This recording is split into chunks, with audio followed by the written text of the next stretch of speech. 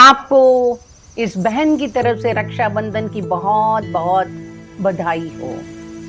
रक्षाबंधन का त्योहार भाई बहन के प्यार और भाइयों द्वारा बहनों की रक्षा के प्रतीक के रूप में मनाया जाता है।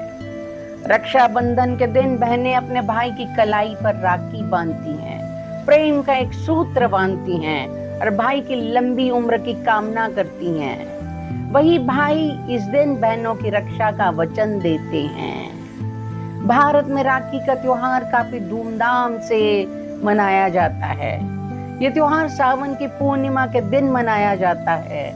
इसको लेकर कई कहानियां प्रचलित हैं। तो चलिए आज जानते हैं रक्षाबंधन का इतिहास। महाभारत काल की बात है।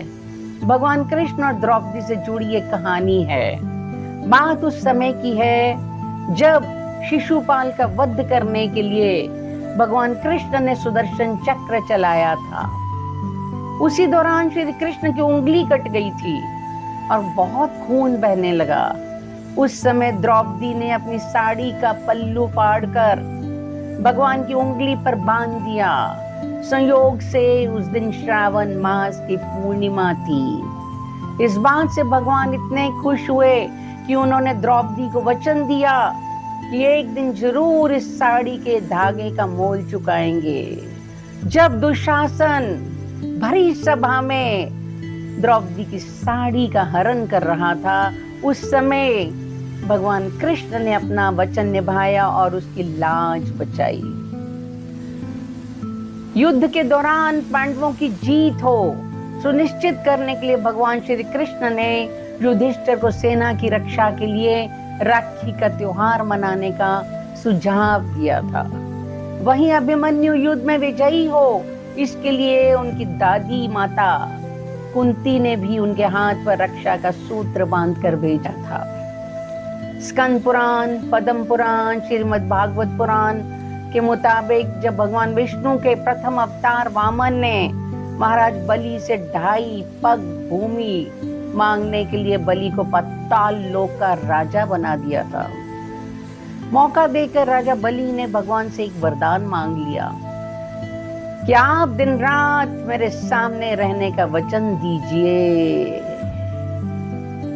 दरअसल में वामन अवतार के बाद भगवान विष्णु को देवी लक्ष्मी के पास वापस जाना था, लेकिन इस वरदान से विष्णु जी जा नहीं पा रहे थे और वहीं रसातल में बलि की सेवा करने लगे। जब इस बारे में पता चला तो मां लक्ष्मी चिंतित हो गईं। मां की स्थिति को देखकर नारद जी ने मां लक्ष्मी को उपाय सुझाया, जिसके अनुसार उन्होंने राजा बलि को उनका भाई बनाकर अपनी रक्षा का वचन मांगने की सलाह दी। तब मां लक्ष्मी ने साधारण महिला का रूप धारण किया।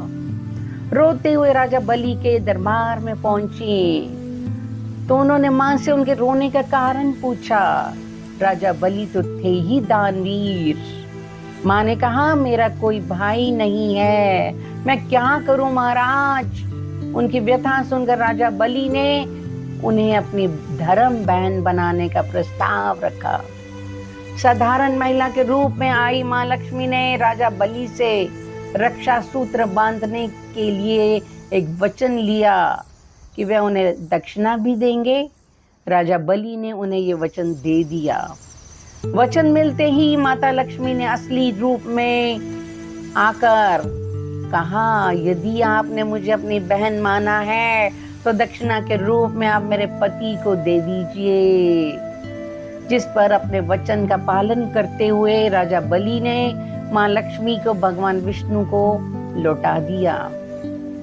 इस प्रकार राजा बलि को अपना भाई बनाने के बाद मां लक्ष्मी श्री हरि को वचन से मुक्त कराकर ले गई। एक कहानी और आती है कि एक बार दैत्य वृत्रासुर ने इंद्र का सिंहासन हासिल करने के लिए स्वर्ग पर चढ़ाई कर दी। वृत्रासुर बहुत ताकतवर था और उसे हराना आसान नहीं था। ये देवासुर संग्राम 12 वर्ष तक चलता रहा। इस युद्ध में देवता पक्ष कमजोर पड़ रहे थे। वृत्रासुर बहुत ताकतवर था और उसे हराया जा नहीं सकता था। हताश होकर देवराज ने गुरु बृहस्पति के पास पहुंचकर अपनी सारी कहानी सुनाई।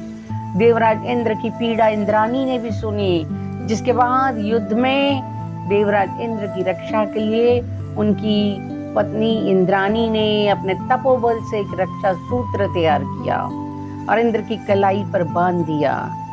इस रक्षा सूत्र ने इंद्र की रक्षा की और वे युद्ध में विजयी हुए।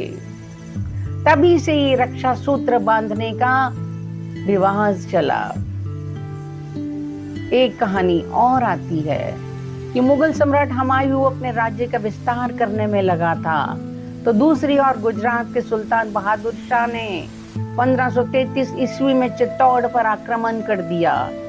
ऐसे में महारानी कर्णावती ने, जो कि महाराणा सांगा की विधवा थी, ने राजपूतों और मुस्लिमों के संघर्ष के बीच हुमायूं के सामने प्रस्ताव रखा कि हम परस्पर संधि करके अपने समान शत्रु बहादुर शाह का मिलकर सामना करें। मुगल सम्राट हुमायूं ने रानी का प्रस्ताव स्वीकार किया। हुमायूं को रानी ने अपना धर्म भाई बनाया था, इसलिए हुमायूं ने भी राखी की लाज रखते हुए उनके राज्य की रक्षा की। राजस्थान में राम राखी, चूड़ा राखी या लुम्बा बांधने का रिवाज है। राम राखी आमतौर पर आम राखी से अलग होती है। इसमें लाल डोरे पर एक पीले छींटों वाला फुदना लगा होता है। ये केवल भगवान को ही बांधी जाती है। चूड़ा राखी भाभीयों की चूड़ियों में बांधी जाती है। राजस्थान में राजपूत जब लड़ाई पर जाते थे तब महिलाएं उनके माथे पर कुमकुम तिलक लगाने के साथ साथ हाथ में रेशमी धागा भी बांधती थी, इस विश्वास के साथ कि ये धागा उन्हें विजयश्री के साथ वापस ले आएगा। ये राखी गुरु शिष्य परंपरा के साथ भी जोड़ी जाती है। हम किसी को भी राखी बांध सकते हैं, रक्षा का विश्वास ले सकते हैं। इसका बहुत बड़ा महत्व है। इसलिए हैप्पी रक्षाबंधन, रक्षाबंधन की बहुत बहुत बधाई।